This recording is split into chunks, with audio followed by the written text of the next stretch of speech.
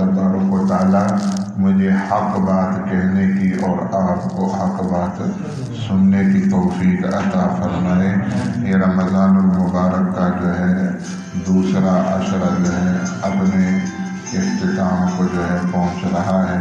اللہ تبارک و تعالیٰ ایک ایک لمحے کی قدر کرنے کی توفیق عطا فرمائے اور ان کی برکات ہم سب کو نصیب فرمائے۔ جناب رسول اللہ صلی اللہ تعالیٰ علیہ وسلم کی بددعا سے اللہ ایک ایک مسلمان کی حفاظت فرمائے۔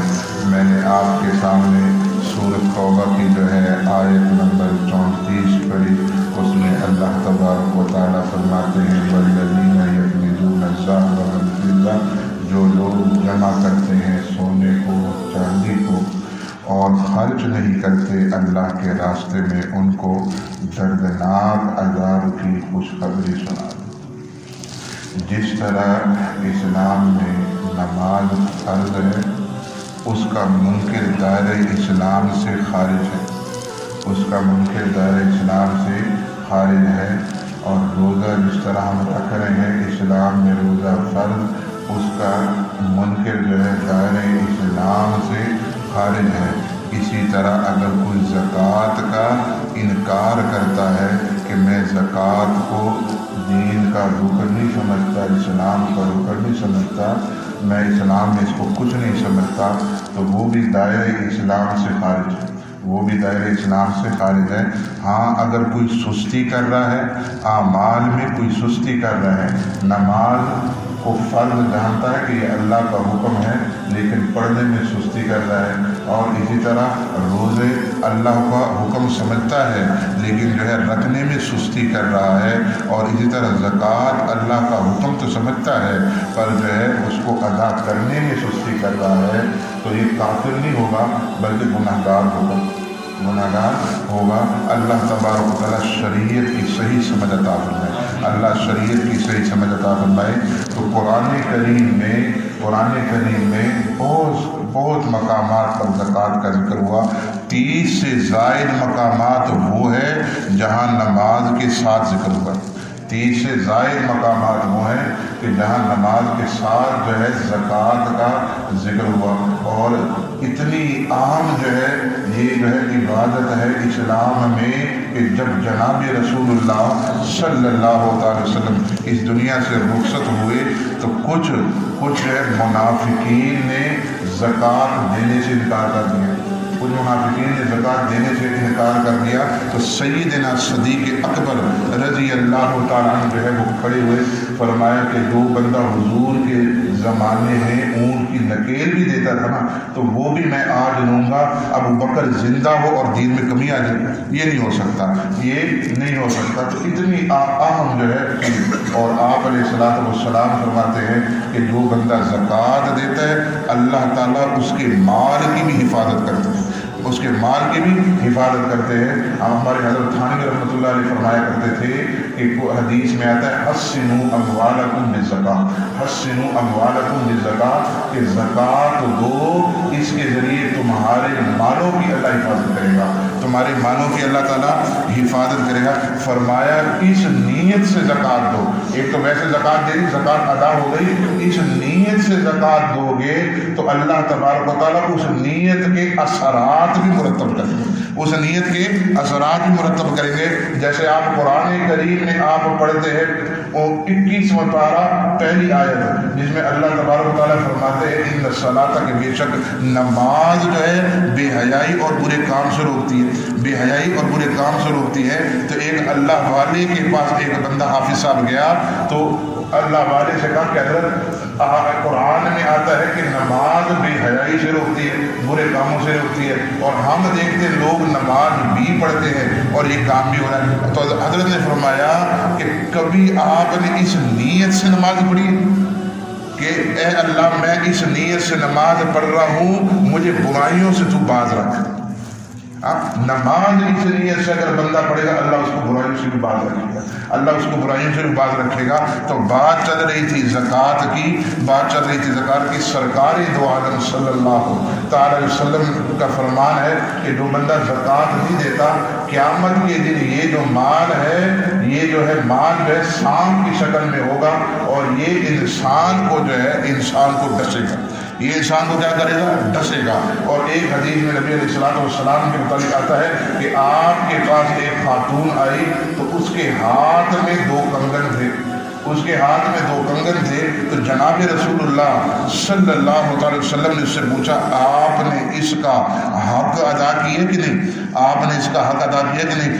فرمایا کہ نہیں۔ فرمایا اگر چاہتے ہو کہ اللہ تبارک و تعالیٰ اس کے بدلے میں آگ کی انگن پہنائے تو پھر کیا؟ پھر تو حق ادا مت کرو۔ اگر چاہتے ہو کہ اللہ تبارک و تعالیٰ جہنم کی آگ سے بچائے تو اس کا حق ادا کرو، تو اس کا کیا کرو؟ حق ادا کرو۔ تو زکوٰۃ جو ہے، زکوٰۃ 4 چیزوں پر، سونا ہو، چاندی ہو، نقدی ہو، مال تجارت، 7.5 تولے سونا ہو، یا جو ہے چاندی جو ہے 52.5 تولے چاندی، 52.5 تولے چاندی، یا 52.5 تولے چاندی کی قیمت کے بقدر جو ہے سامان کسی کے پاس ہے یا نقدی ہے تو اس کے اوپر جو ہے زکوٰۃ ہے۔ اور زکوٰۃ کتنی؟ صرف 2.5%۔ زکوٰۃ کتنی دینی ہے؟ 2.5%۔ زکوٰۃ سے زیادہ ایک اللہ والے فرماتے ہیں کہ زکوٰۃ سے زیادہ ہم ٹیکس ادا کر رہے ہوتے ہیں، زکوٰۃ سے زیادہ ہم کیا ادا کر رہے ہوتے ہیں؟ ٹیکس ادا کر رہے ہوتے ہیں۔ ہم جو لوگ مسئلے پوچھ رہے ہوتے ہیں، مولوی صاحب اچھے بندے کہتے ہیں کہ مولوی صاحب زکوٰۃ ہم ادا کریں کہ نہ، میرے اوپر اتنا قرض ہے۔ کبھی کسی نے یہ نہیں کہا کہ میرے اوپر اتنا قرض ہے ہم ٹیکس دیں کہ نہ دیں۔ غریب بندہ بھی دے رہا ٹیکس، غریب بندہ بھی، کیونکہ جب زکوٰۃ نہیں دو گے اللہ ایسے پیسے نکلوائے گا، اللہ ایسے پیسے نکلوائے گا۔ اللہ تعالیٰ کو بھی طریقے آتے ہیں، اگر ہم جو ہے سپر پاور، اللہ ہم سے بھی آگے ہے۔ ہر نماز میں پڑھتے اللہ اکبر، اللہ تبارک تعالیٰ ہمارے چالوں سے بڑی اچھی طرح واقف ہے، ہمارے چالوں سے بڑی اچھی طرح واقف ہے۔ تو زکوٰۃ دیں گے، زکوٰۃ دیں، اللہ مالوں کی حفاظت فرمائے گا، اللہ مالوں کی حفاظت فرمائے گا۔ بلکہ احادیث میں آتا ہے کہ اللہ تبارک و تعالیٰ زکوٰۃ کی وجہ سے آپ کی فصلوں کو اچھا کریں گے، آپ کی فصلوں کو وہ اچھا کریں گے۔ اب یہ بے موسم بارشیں ہو رہی ہیں، فصلیں تباہ ہو رہی ہیں، کیونکہ ہم نے فصلوں کا حق ادا نہیں کرنا، ہم نے مالوں کا حق ادا نہیں کرنا۔ اب مجھے اماں عائشہ رضی اللہ تعالی عنہا کی بات یاد آئی کہ اماں عائشہ رضی اللہ تعالی عنہا، ویسے بھی 17 رمضان المبارک کو ان کی وفات ہوئی، 17 رمضان المبارک کو ان کی وفات ہوئی۔ عبید بن عمیر رضی اللہ تعالی عنہ، ان سے کسی نے پوچھا کہ اماں کی وفات کا صدمہ کس کس کو ہوا؟ آپ اسے بڑی توجہ سے بات، اماں کی وفات کا صدمہ کس کس کو ہوا؟ فرمایا اس کو اس کا غم ہوا جس کو جو ہے جو ماں اس کو سمجھتا تھا، جس کی وہ ماں تھی اس کو جو ہے اس کا صدمہ ہوا، اس کا صدمہ ہوا ہے۔ تو اماں عائشہ رضی اللہ تعالی عنہا نبی علیہ الصلوۃ والسلام کی واحد بیوی جو کباری حالت میں آپ کے نکاح میں آئی، جب نبی علیہ الصلوۃ والسلام کا انتقال ہوا تو اس وقت آپ کی عمر 18 سال تھی، اس وقت آپ کی عمر 18 سال تھی۔ اور سب سے زیادہ خواتین میں جس سے جو ہے احادیثیں نقل ہوئی ہیں وہ حضرت عائشہ رضی اللہ تعالی عنہ، اور بڑے بڑے صحابہ کرام رضوان اللہ اجمعین ان کے جو ہے شاگرد ہیں، بڑے بڑے صحابہ کرام رضوان اللہ۔ اور حضرت اماں عائشہ کی ایک یہ بھی خصوصیت ہے کہ ان کی پاکی اللہ نے قرآن میں خود ذکر کی، ان کی پاکی اللہ نے قرآن کریم میں خود ذکر کی ہے۔ حضرت امی عائشہ رضی اللہ تعالیٰ عنہ پر جب تہمت لگی تو سرکار دو عالم صلی اللہ تعالی وسلم جو ہے پوچھ رہے صحابہ کرام سے، آپ بتاؤ اس کے بارے میں، آپ بتاؤ، قربان جاؤں عمر فاروق رضی اللہ تعالیٰ، قربان جاؤ عمر فاروق رضی اللہ تعالیٰ کو. اللہ تبارک و تعالیٰ برباد کرے ایسے بندوں کو جو عمر فاروق کو عادل نہیں سمجھتا. آج چند دن پہلے عمر فاروق، کیونکہ جب اسلامی حکومت نہیں ہوگی تو ہر بندہ ایسے بولے گا. عمر فاروق رضی اللہ تعالیٰ جیسے جو ہے جلیل القدر صحابی اور اتنے پیارے صحابی کہ جناب رسول اللہ صلی اللہ علیہ وسلم دعا کریں اللہم اعز الاسلام، آپ نے دعا کی، کیا دعا کی؟ اے اللہ اسلام کو شوکت دے عمر کے ذریعے، اسلام کو شوکت دے عمر کے ذریعے.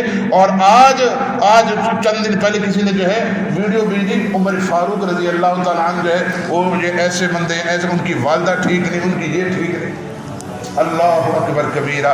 یہ وہ عمر ہے جس کے بارے میں سرکار نے فرمایا کہ جس راستے سے عمر جاتا ہے اس راستے سے شیطان نہیں جاتا.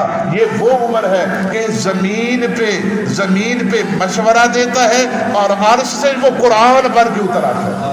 یہ وہ عمر ہے جس کے بارے میں سرکار فرماتے ہیں کہ میرے بعد اگر کوئی نبی ہوتا تو عمر اس لائق ہوتا. اللہ تبارک و تعالیٰ ایسے لوگوں کے شر سے بھی ہماری حفاظت فرمائے. اور بعض لوگ عمر کی بات نہیں مانتے. حضرت عمر فاروق رضی اللہ تعالیٰ نے 20 رکعت تراویح کی اور ایک صاحب اٹھے، کہا اسلام میں تراویح ہے ہی نہیں. اللہ اکبر کبیرہ. اسلام میں تراویح ہے نہیں. پہلے نے انکار کیا اس کا، دوسرے نے کہا اسلام میں تراویح ہے ہی نہیں، یہ نماز ہی نفل کی ہے. اور آگے کیا کہا؟ یہ جو وطر کی نماز ہے یہ بھی نفل نماز ہے. یہ کوئی جو ہے وطر شطر نہیں، یہ ہم نے بنائے. جب آپ ایسے اسکالر کو سنیں گے تو اس قسم کے اختلافات پیدا ہوں گے. اعجاز صاحب جب ایسے جو ہے اس کو سنیں گے تو اس قسم کے اختلافات پیدا ہوں گے. صحابہ کرام رضوان اللہ اجمعین نے جناب رسول اللہ صلی اللہ علیہ وسلم سے دین حاصل کیا اور سب سے وفادار تابعدار اور حضور کے ساتھ جو مخلص تھے وہ صحابہ تھے. صحابہ سے بڑھ کر کوئی نہیں ہے. اور آج اگر ہمیں کوئی دین بتاتا ہے صحابہ سے ہٹ کر تو اس سے بڑا کوئی شیطان نہیں ہے. تو سرکار دو عالم صلی اللہ علیہ وسلم کی زوجہ محترمہ پر جب تہمت لگی تو عمر فاروق سے پوچھا گیا. تو عمر فاروق رضی اللہ تعالیٰ قربان جاؤں وہ فرماتے ہیں سرکار ہمیں یہ بتائیں اس کا نکاح ہم نے کرایا ہے کہ اللہ نے کرایا؟ ہم نے کرایا. تو سرکار نے فرمایا، اللہ نے فرمایا جو اللہ آپ کے بدن پر گندی مکھی بیٹھنے نہیں دیتا وہ آپ کے بستر پر گندی اور کیسے آنے لگے. سبحانک ھذا بہتان عظیم. سبحان اللہ. اللہ تبارک و تعالیٰ صحابہ کرام رضوان اللہ اجمعین کے ساتھ ہمارا حشر فرمائے اور ان کے نقش قدم پر چلائے. اور اللہ تبارک و تعالیٰ ان لوگوں کے شرور سے اور فتنوں سے اللہ تبارک و تعالیٰ ہماری حفاظت فرمائے. اور جو ہے یہ آخری عشرہ بھی شروع ہونے والا ہے اور آخری عشرے میں سب سے بڑی عبادت وہ کیا ہے؟ وہ اعتکاف کی ہے. اور میں ابھی حدیث پڑھ کے آ رہا تھا، ترمذی شریف کی روایت ہے کہ جس نے نیک کام کا کوئی راستہ ایجاد کیا، نیک کام کوئی کیا، اس کے بعد اس راستے پر اور چلے، ان سب کے چلنے کا ثواب اس پہلے بندے کو بھی ہوگا. تو اس مسجد میں پہلا اعتکاف ہے. اور جس نے بھی حافظ صاحب یہاں ابتدا کی تو بعد میں جتنے بھی بیٹھیں گے ان سب کو اس کا بھی اجر ملے گا. تو نبی علیہ السلام نے فرمایا کہ جو بندہ اخلاص کے ساتھ یہ آخری عشرے کا اعتکاف کرے گا اللہ تعالیٰ اس کے پچھلے سارے گناہ معاف کر دے گا. اور آپ نے فرمایا کہ اعتکاف کرنے والا گناہوں سے اللہ اس کو محفوظ رکھتا ہے اور اس کو نیکیوں کا اجر ملتا ہے. بعض نیکیاں وہ کر نہیں سکتا، جیسے عیادت نہیں کر سکتا، جنازے میں نہیں جا سکتا، دوسرے لوگ جا رہے ہیں، اس کو بیٹھے بیٹھے ثواب مل رہا ہے، بیٹھے پر. اور ایک حدیث میں آتا سرکار فرماتے ہیں 2 حج 2 عمرے کا ثواب ہے. اللہ ہم سب کو اس پر عمل کرنے کی توفیق عطا فرمائے. وآخر الدعوانا